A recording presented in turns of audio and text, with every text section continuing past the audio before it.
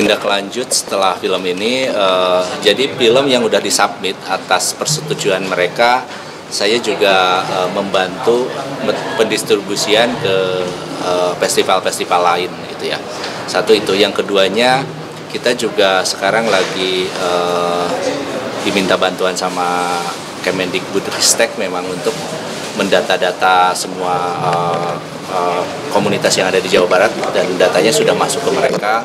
Kemudian yang menang pun misalnya itu bisa didistribusikan ke yang lain gitu ya, karena program dari Kemendikbud itu sangat banyak terhadap perfilman gitu. Ada yang nanti ada pembiayaan gitu segala macam ya, pembiayaan dari mereka untuk membuat sebuah karya baru.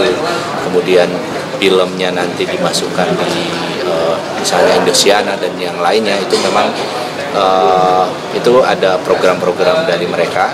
Yang keduanya di sini mumpung ada Ketua Badan Perfilman Indonesia, dia juga mengkoordinir sebuah film festival yang besar di sini, Festival Film Indonesia. Ada programnya bahwa program dia itu adalah untuk menseleksi film independen yang masuk di FFI itu di perwilayah dulu gitu. Jadi salah satunya misalnya Forum Film Jawa Barat membuat sebuah acara ini, nanti yang juara 1, 2, 3-nya kita bisa submit langsung ke FFI sebagai salah satu program dari Badan Perfilman Indonesia. Dan secara kualitas yang masuk tahun ini seperti apa? Kalau secara kualitas memang di sekarang itu memang sangat luar biasa ya. Maksudnya gini, ketika kemudahan teknologi di zaman sekarang, ketika handphone aja sudah ada yang 4K dan dilihat 4K, itu permasalahan teknis sudah tidak jadi masalah. Jadi secara kualitas gambar sudah tidak jadi masalah. Tetapi yang sering kita gaungkan di komunitas film ini itu adalah bagaimana dia membuat sebuah karya tidak instan. Dia tidak membuat karya itu tidak instan, karena ketika cuman gambar bagus aja tanpa bercerita, tanpa ada pesan apapun, ya itu tidak jadi apa-apa. Makanya masalah teknis di Festival Film Jawa Barat itu sudah tidak jadi masalah gitu. Yang permasalahan sekarang itu bagaimana dia membuat sebuah ide gagasan baru untuk film, karena film ini akan terus berkembang gitu. Film ini adalah dia seperti menelan sebuah seni, 7 seni di dalamnya. Itu kata Sapardi Djoko Damono, dia bilang bahwa film itu seperti menelan sebuah seni di dalamnya dan jadinya film gitu. Ada seni rupa, ada seni musik, dan terus berkembang gitu ya. Nah, perkembangan film itu sebenarnya bisa dilihat dari bagaimana daya tawar dari komunitas untuk membuat sebuah genre baru atau membuat sebuah karakter baru, sehingga kreativitas dalam sebuah film itu berkembang terus, tidak itu aja gitu, tidak monoton. Ini akan terus berkembang karena film itu berbau dengan teknologi, dan teknologi terus berkembang, sehingga ruang untuk untuk film-film ini itu akan semakin lama semakin berkembang gitu. Kualitas skenarionya seperti apa, Kang? Nah, Kalau skenarionya sekarang kalau yang terpilih memang berarti memang dia sudah bagus. Yang terpilih yang jadi nominator itu berarti dari isinya dia sudah bagus, ceritanya sudah bagus, dia sudah tidak ceritanya sudah tidak ngepop gitu ya. Maksudnya gini, karena ada sebuah pattern, bukan salah atau tidak, kecenderungan membuat sebuah karya film itu semuanya harus happy ending, karena memang Hollywood membuat sebuah karya itu rata-rata sih happy ending. Tetapi ketika misalnya kenapa Garin bikin karya bagus, karena dia rujukannya ke Eropa gitu. Jadi di film ini itu membuka ruang bahwa ketika membuat sebuah karya tidak harus semuanya happy ending. Sebuah karya seni itu tidak harus menjawab semua pertanyaan kehidupan ini. Terlalu berat ketika sebuah film bisa menjawab seluruh menjawab seluruh permasalahan kehidupan ini. Bisa aja film ini menjadi jawaban atau pertanyaan gitu. Di akhirnya cerita itu jadi pertanyaan atau jawaban. Makanya film-film yang masuk nominasi itu adalah film-film yang memang dia sudah punya karakter sendiri dalam karakter indie-nya gitu. Jadi kita menseleksi sangat ketat untuk seleksi awal sebelum kita kasih ke juri utama. Secara tema apa aja yang dominan?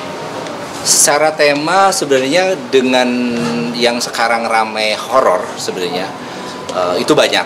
Tetapi kita memang yang horor-horor itu kalau misalnya ya itu juga akhirnya subjektivitas juri juga ya. Yang horor-horor ada beberapa yang memang tidak masuk logika karena bagi kami sih seperti gini. Kenapa kita membuat sebuah karya yang memang saya juga tidak percaya dengan itu gitu. Misalnya saya tidak percaya dengan tahayul, kenapa harus membuat sebuah karya yang tidak percaya? Saya juga tidak meyakini dengan karya itu, kenapa harus membuat sebuah karya itu sih? Jadi sekarang yang ngepopnya banyaknya di horor, tetapi kalau horornya yang memang ada logikanya benar gitu ya, kita bisa masuk jadi bagian dari masuk nominasi gitu ya. Terus yang tentang budaya juga banyak. Di sini yang masalah budaya juga dia tidak dia tidak takut di film ini menggunakan bahasa Sunda, bahasa lokal. Dia nggak takut. Kalau misalnya di nasional mungkin dia akan berpikir ini cuma di Jawa Barat aja, cuma di Sunda aja. Tetapi kalau di ini itu dia tidak takut, walaupun misalnya pakai subtitlenya bahasa Inggris. Kan seperti ini juga, kita melihat sebuah film Prancis, kita nggak ngerti, orangnya nggak ngerti, kemudian di situnya pakai subtitle bahasa Indonesia gitu. Kita bisa ngerti, bisa menikmati. Kenapa budaya kita, maksudnya budaya orang-orang film, kenapa harus takut dengan budaya Sunda menampilkan bahasa Sunda secara keseluruhan filmnya gitu. Harapannya sih kalau saya dengan adanya ini adalah sebuah ruang apresiasi, ruang eksibisi, ruang edukasi gitu. Di sini adalah harapannya seperti itu. Jadi sebuah ajang festival ini bagi saya sebenarnya bagi kita ini sebagai ajang apresiasi aja. Jadi bukan sebagai ajang kalah dan benar karena kalau melihat sebuah karya seni itu nggak bisa dilihat jelek atau bagus gitu. Mereka setelah berkarya kita apresiasi semuanya gitu. Dan untuk sistem penjurian pun kita dari awal menggunakan sistem penjurian yang subjektif. Jadi kita menggunakan juri tunggal. Jadi makanya misalnya yang dokumenter itu adalah subjektivitas dari Bang Lianto. Kemudian untuk yang fiksi itu subjektivitas dari Gunawan Pagaru. Jadi karakternya ya karakter subjektivitas Gunawan Pagaru. Saya memang membuat membuat sebuah festival ini, saya akan menseleksi siapa jurinya gitu di awal. Makanya saya tidak akan menggunakan juri yang asal-asalan gitu. Dia bukan orang film. Ini semuanya kita seleksi dan dia jadi juri tunggal. Sehingga tidak ada friksi karena beberapa festival banyak yang friksinya gini. Ketika misalnya salah satu ada tiga juri supaya objektif katanya. Di juri sistem penjurian itu biar objektif. Satu misalnya yang kelasnya luar biasa, yang keduanya yang biasa-biasa aja, dia bukan orang film misalnya. Kemudian yang satu memenangkan yang A, yang dua ini memenangkan B, itu tetap akan menang yang B gitu. Jadi makanya kami sering ada friksi itu akhirnya membuat sebuah konsep bahwa ya udah konsep penjuriannya adalah konsep juri tunggal.